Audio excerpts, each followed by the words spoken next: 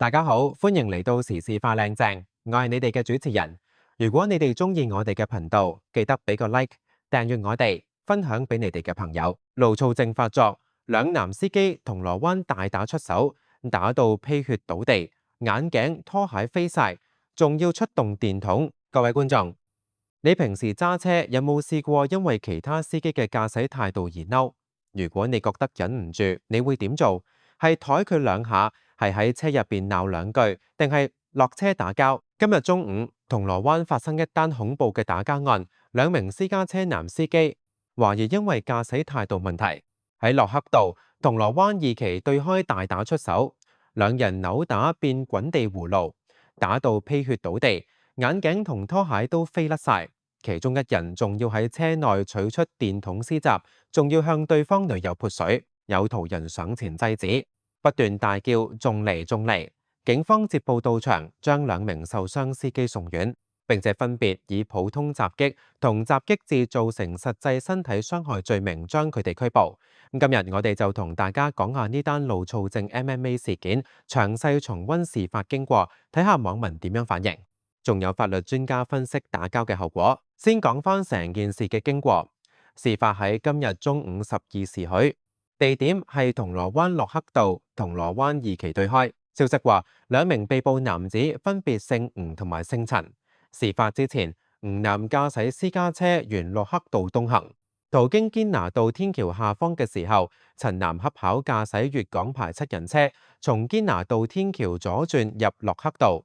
吳男見到七人車 cut 線，立即響示意，之後兩車駛到駱克道同波斯富街交界。銅鑼灣廣場對開後燈狹路相逢，兩人先後落車爭執，你一句我一句，越鬧越激動。期間陳男向吳男嘅女友潑水，吳男立即護花出手，兩人隨即大打出手。陳男怒極之下喺車內取出一把25厘米長嘅黑色手電筒施襲，吳男嘅女友大驚，立即報警。網上片段可見，現場為銅鑼灣廣場二期對開行人路。兩男大打出手，粗口橫飛。一個着白衫嘅男人一度騎住一個着灰衫嘅男人，兩人扭作一團，雙雙倒地。灰衫男嘅同行女伴見狀，慌忙扯住白衣男制止，但係自己都跌低。其後有一名男途人加入阻止，片中傳出聲音大叫仲嚟仲嚟。另一事後片段可見，灰衫男同同行女伴企喺欄杆旁，佢嘅左後腦披血，白衣男就坐喺地上。左腳有傷，當時有一名戴眼鏡、埋背囊、身穿黑絲嘅男子，相信係途人半跪喺白衣男身旁，又指向路駁夫問邊個電話？呢個電話邊個㗎？灰衫男嘅女伴隨即冧下10回，有女途人遞回一副眼鏡俾灰衫男，約20秒之後，灰衫男賴女伴走向行人路內側嘅遮陰處，黑衣男緩緩站起，指喚白衣男過嗰邊。着翻對鞋過側邊，呢一時可見白衣男胸口處染血，佢自行站起並到南邊穿回甩脱嘅拖鞋。黑衣男再一令抬高手，唔好喐一下，企嗰邊。事件裏邊，吳男灰衫左後腦、手踭同雙腳受傷，涉嫌普通襲擊被捕。陳男白衣雙腳分別擦傷同腫痛，涉嫌襲擊致造成實際身體傷害被捕。兩人均被送往律敦治醫院治理。呢段片喺網上引發嘅迴響非常熱烈，網民幾乎一面倒鬧爆兩個司機，直呼路躁症害人，打到成地血，值得乜嘢？有網民鬧爆兩個司機冇腦，有人話博一取就落車打交，仲要出電筒，係咪傻㗎？有網民就話打到成地血，眼鏡拖鞋飛晒，值得乜？亦都有網民話兩個都要拉，傷咗又要賠錢，又要坐監，何必呢？有網民關注途人嘅安全，有人話佢哋喺行人路打交，仲要出武器，如果打到途人點算？有網民就話好彩有途人制止，如果唔係可能打死人。亦都有網民話途人真係慘，行過都要睇住佢哋打交。有網民諷刺女友嘅角色。有人話個男人為咗女友護花，結果搞到自己受傷被捕，女友應該好後悔。有網民就話，如果個女友當初勸交，可能就唔會搞成咁話。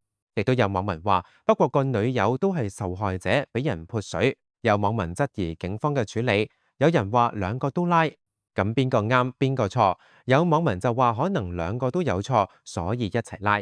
亦有網民話希望法庭可以判佢哋社會服務令，等佢哋知驚。有網民分享自己嘅路躁症經歷，有人話我試過俾人抬，我都好嬲，但係我會忍，因為落車打交唔值得。有網民就話香港地壓力大，揸車成日遇到唔禮讓嘅司機，真係好易躁。亦有網民話躁還躁，千祈唔好出手，出手你就輸。好，講完網民反應，我哋要分析下點解一單普通嘅響台事件會演變成流血衝突。因素一，駕駛態度問題引發積怨。香港路面狹窄，車多，司機之間嘅摩擦時有發生。有啲司機覺得自己被 cut 線、爬頭、唔讓路係挑釁，積累咗唔少怨氣。今次事件唔攬響台可能只係提醒，但係陳攬可能覺得被羞辱，於是落車理論。因素二，情緒管理失敗。當兩個人嘅情緒都處於高漲狀態，好容易由口角變肢體衝突。陳男向吳男女友潑水係一個嚴重嘅挑釁行為，令吳男覺得唔還手唔係男人，而陳男之後拎電筒施襲更加係失控。因素三，護花心態加劇衝突。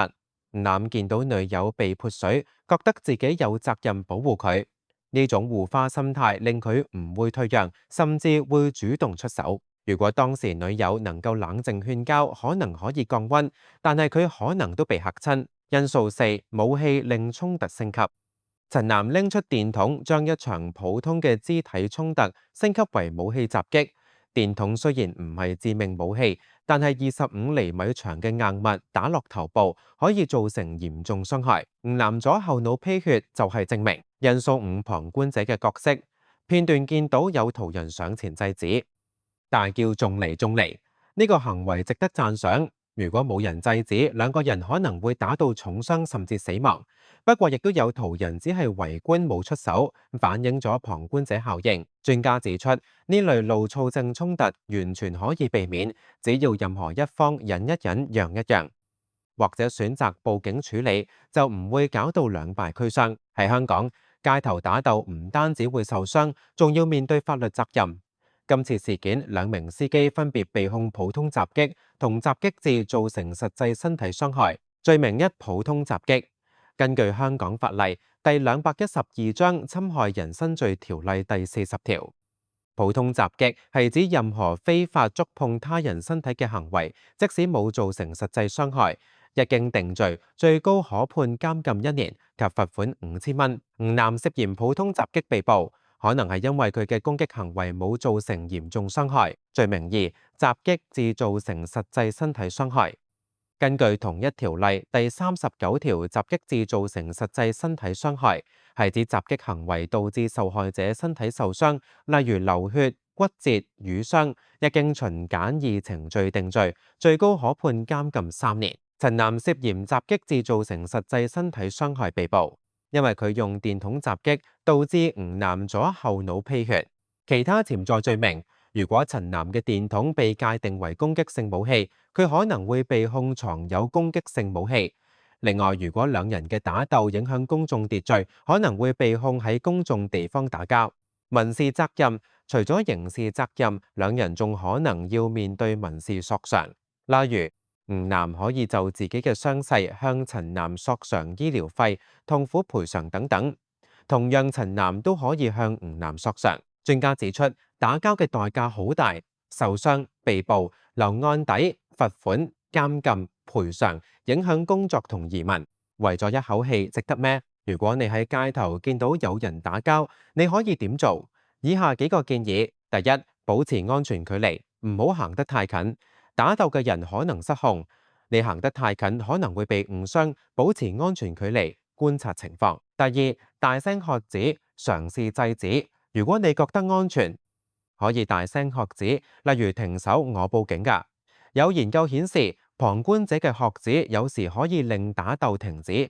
今次事件中，途人嘅縱離就起到一定作用。第三，立即報警，無論你係咪決定制止，都應該立即報警。999通知警方事發地點、人數、有冇武器、有冇人受傷。第四，如果情況允許，可以出手制止。如果你受過相關訓練，或者有其他途人一齊幫手，可以嘗試將打鬥嘅兩人分開。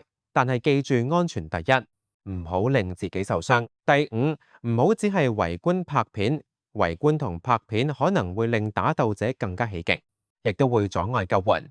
如果你唔打算制止，至少行遠啲，唔好阻住條路。好，總結下今日嘅話題，銅鑼灣兩名男司機因為響台問題落車大打出手，打到披血倒地，眼鏡拖鞋飛甩，一人仲要出電筒，途人制止，大叫仲嚟仲嚟，兩人受傷被捕，分別被控普通襲擊同襲擊致造成實際身體傷害。呢單事件提醒我哋幾個重點：第一，路躁症害人不淺，揸車嘅時候保持冷靜忍讓，可以避免好多衝突。台一拳鬧兩句唔值得搞到打交。第二，出手你就輸，無論你覺得自己幾有道理，只要出手打人，你就可能面對刑事責任、民事賠償甚至監禁。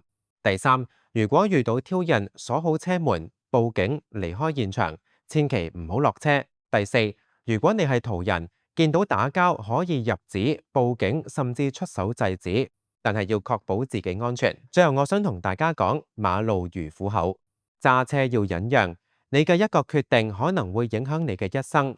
為咗幾秒鐘嘅怒氣，賠上自由、金錢、健康，值得乜嘢？我想用一句話總結：銅鑼灣兩男司機響台爭執，落車互毆，倒地披血，甩眼鏡、甩拖鞋，一人持電筒施襲。